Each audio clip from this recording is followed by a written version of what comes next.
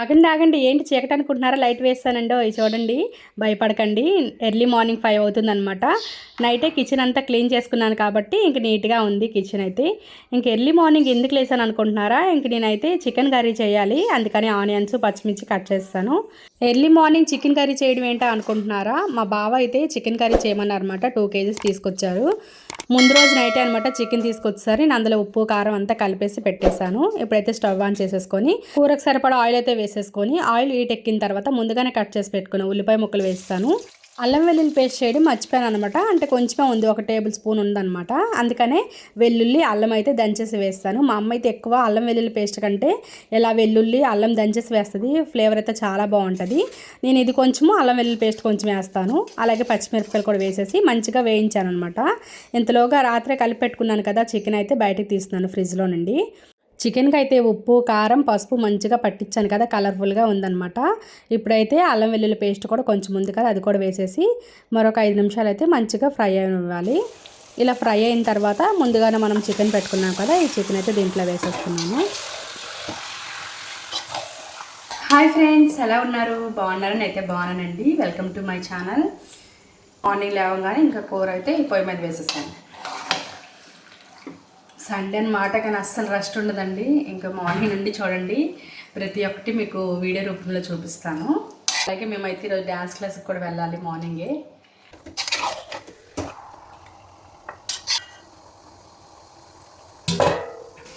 Chicken curry అయితే ఉడుకుతుంది, ఇందులోకి నేను రెడీ అయ్యి అయితే వచ్చేస్తాను.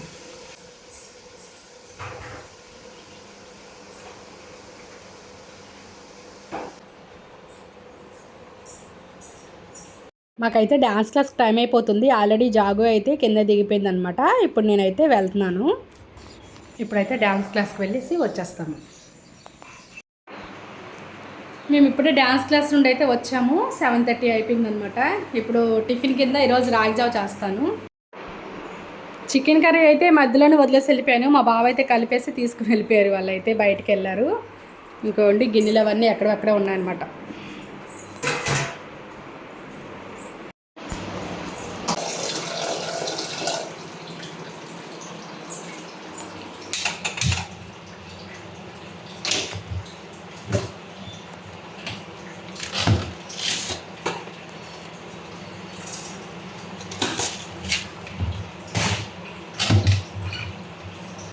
రాగిపిండి ఒక 3 స్పూన్లు తీసేసుకున్నాము. దీంట్లో వాటర్ కలుపుకోవాలి.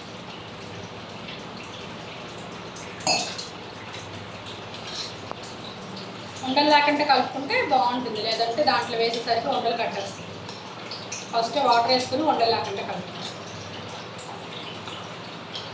ఆల్రెడీ వాటర్ అయితే అదే గిన్నెలో వాటర్ పెట్టేసి పొయ్యి మీద పెట్టేసాను. మీరు అనుకుంటారు ఏంటి చికెన్ కర్రీ చూపించలేదని. నేనైతే డ్యాన్స్ క్లాస్కి టైం అయిపోయింది అనమాట. అందుకని నేను ఉప్పు కారం అంతా సరిపడా వేసేసి మా బావకి కలపమని చెప్పాను. మేమైతే డ్యాన్స్ క్లాస్కి వెళ్ళి వచ్చేసరికి మా బావ అయితే చికెన్ కర్రీ తీసుకొని వెళ్ళిపోయారు. సమ్మర్లోనే ఎక్కువగా కళ్ళు అయితే దొరుకుతాయి. అదేనండి తాటి కళ్ళు. ఇంకా ఫ్రెష్గా మార్నింగే తీస్తారంట. ఆ తాటి చెట్ల దగ్గరికి అయితే వెళ్ళారు. ఇంకా అలాగే మా బావ వాళ్ళ ఫ్రెండ్స్ అయితే వెళ్ళారు. బాడీలో హీట్ అయితే తగ్గిద్దని చెప్పారంట. అందుకనే కళ్ళు కోసం అయితే వెళ్ళారు మార్నింగే. దాంతోపాటు చికెన్ కూడా తీసుకొని వెళ్ళారు.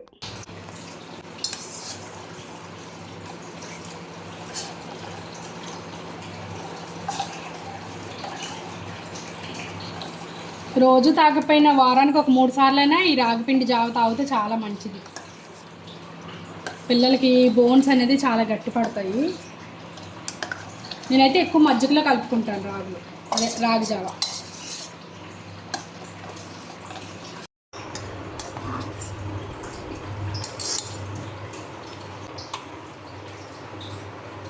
రాగి జావ చల్లారడానికి టైం పడుతుంది కదా. ఇప్పుడైతే మేడపైకి వెళ్ళి మొక్కలకి నీళ్ళు వేసేసి తర్వాత వచ్చాక రాగి జావ తాగేయచ్చు.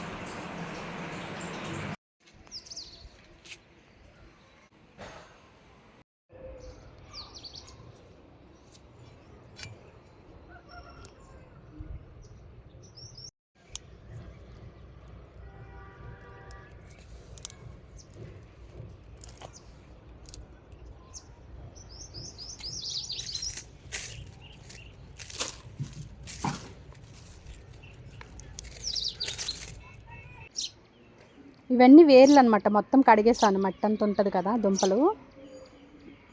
మామిడి అల్లం ఫస్ట్ టైం అనమాట నేను చూడడం, ఫస్ట్ టైము హార్వెస్ట్ చేయడం కూడా ఫస్ట్ టైము.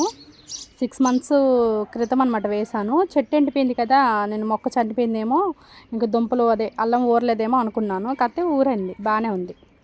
ఒక చెట్టుకి ఇన్ని వచ్చాయి అనమాట. అలాగే 2-3 చెట్లు పెట్టుకుంటే మనకి బాగానే వస్తాయి కదా.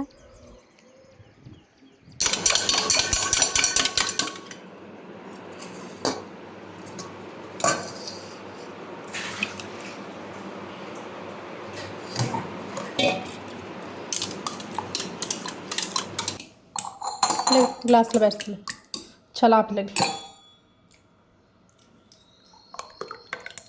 సైరా తీసుకురా, ఫుల్గా అయిపోయింది.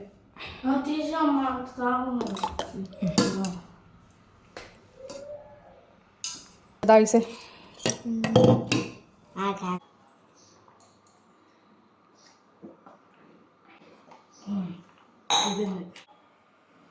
అయిపోయింది. ఇంకో గ్లాస్ వేసుకో. మా సాయి అయితే రాగి జాగు తాగడానికి చాలా ఇబ్బంది పడతాడు అనమాట, అంత ఇష్టంగా తాగడు. జాగు పాప అయితే చక్కగా ఇష్టంగా తాగుతుంది. బాగుంది, మజ్జిగలో అయితే బాగుంటుంది.